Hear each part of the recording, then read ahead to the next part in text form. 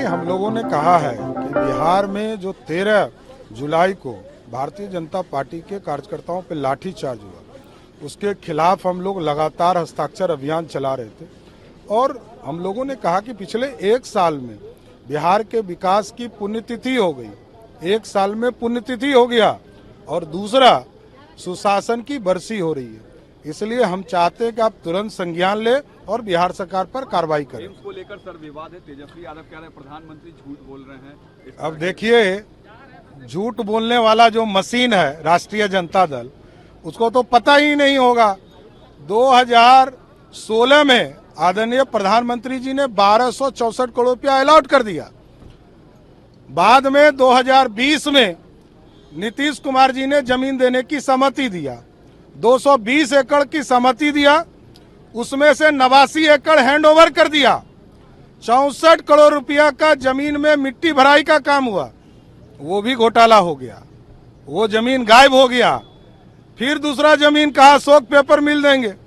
फिर तीसरा जो अभी जमीन देने की बात है, उसमें 350 करोड़ का सिर्फ मिट्टी भराई होगा। ये एक नया घोटाला है। बिहार के किसी इलाके में आप चले जाइए, यदि 200 एकड़ जमीन देना है, इस 350 करोड़ रुपया का मिट्टी भराई होगा। ये जरूर नीतीश कुमार जी का घोटाला है।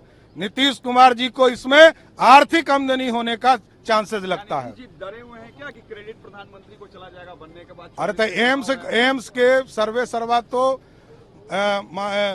प्रधानमंत्री जी हैं, और नीतीश जी नहीं चाहते हैं कि बिहार में एरोड्राम बने, नहीं चाहते हैं कि एम्स बने।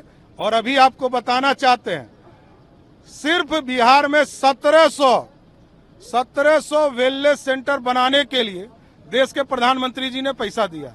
अभी तक मात्र 300 जगह पर ही बन पाए। आप सोचिए कितना पीछे सरकार चल रहा है।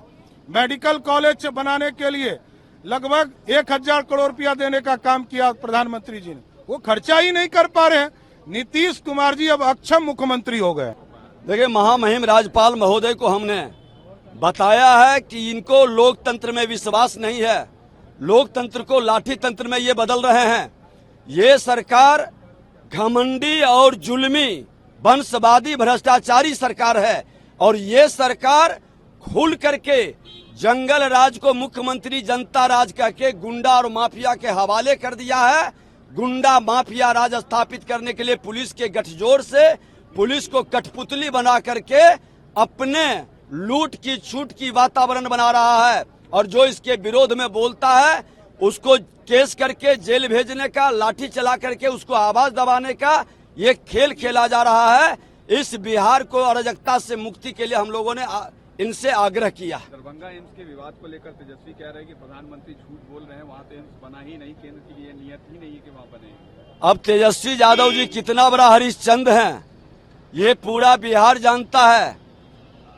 जिनके पुत्र हैं उनके भी हरिश्चंद्र का रोल देख चुका है बिहार, और इनके भी रोल 5 विभाग रख करके पूरी अराजकता का वातावरण विभाग में बनाए हैं। ये माहौल देख रहा है। अरे सच को आंच क्या है? आप सच्चाई को स्वीकार करिए। कागज पर ऑर्डर है, आपने जमीन दिया, मिट्टी भराया, घोटाला किया, और अब क्यों नकार करके बदलाव कर रहे हैं?